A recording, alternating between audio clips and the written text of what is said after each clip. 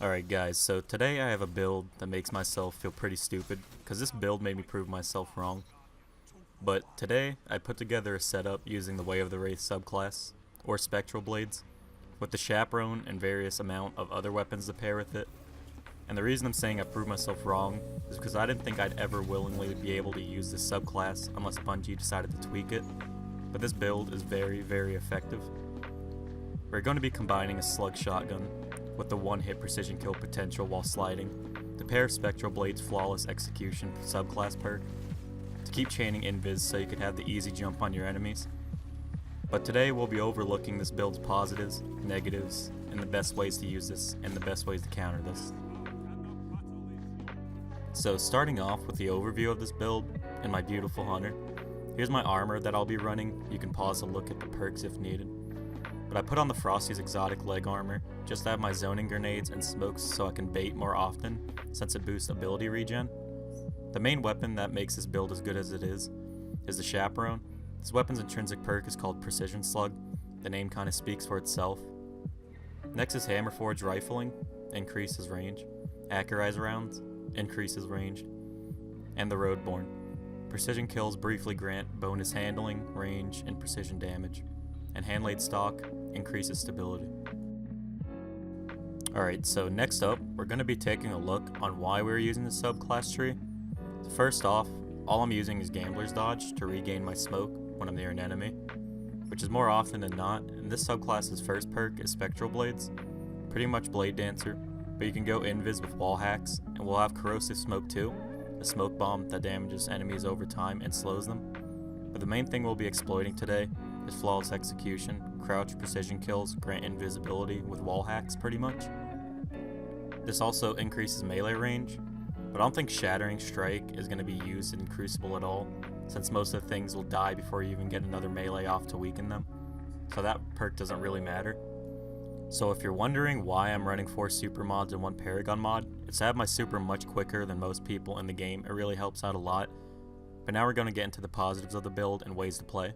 One of the best ways to utilize this build is to pair with the hand cannon on most maps.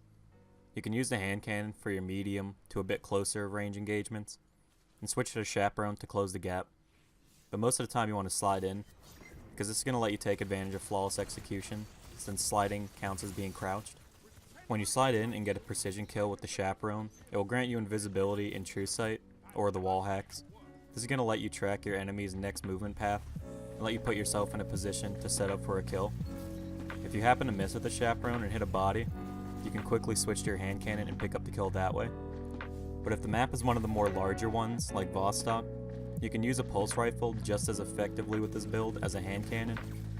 It will just be more of a job to close the gap and go from a pulse rifle optimal distance to a shotgun distance. But once you get a chain of flawless executions going, you could pretty much control a whole side of the map by yourself, since you could pretty much dictate and zone off where the enemy is going with truesight. The super does have its good uses. If you activated your Spectral Blades and used the heavy attack, that also grants truesight, allowing you to track your enemies down and potentially wipe a group if they haven't laned you or team shotted you yet. The smoke will really come in handy, especially if you have truesight activated. You can most definitely secure a kill if you see them and lead them into a smoke, but this will also allow you to potentially get the truesight chain started. The smoke will slow the enemy, and this will give you time to aim for a precision kill. Zoning is very important with this build, since you're allowed to see enemies through walls. You can close off one way with your grenade and attack another lane, opening with the smoke or sliding with the Chaperone, to activate truesight and go on a kill streak from there. Now we're going to get into the negatives of using this build. But as fun and effective as this build can be, there are some downsides to this build too. And one that I noticed immediately is that the Chaperone again is a precision slug shotgun, meaning that you have much less room for a mistake, since you don't have a spread set of damage to make up for not being on target. If you miss, then you miss, and it's up to you to attempt to try to recover from it, or your enemy, depending on if he's using his brain.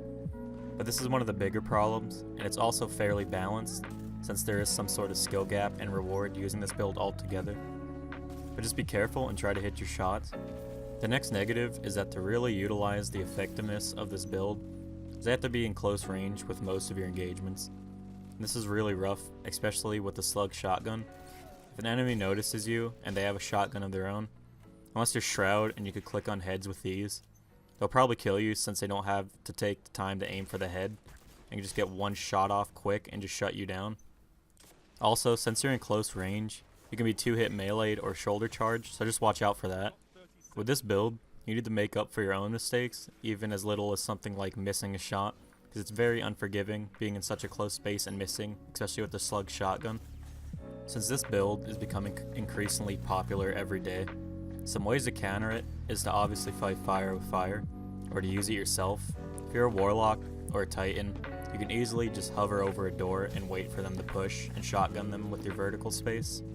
Another way to counter this is to play lanes like you have no thumbs. This will allow you to shoot at them running at you like an invisible fish in a barrel. Or you can use zoning nades like lightning, spike, trip mine, pulse, void wall, etc, or even a smoke, so it completely cuts off a way to get to you. But anyway, that is going to be it for this build guide. If you enjoyed, consider dropping a like or maybe even a sub to the channel. And check out my other builds, I have a whole playlist for them. I'd like for you guys to use them too and have fun in the Crucible. But that's going to be it for me, and I hope to see you guys in the next one.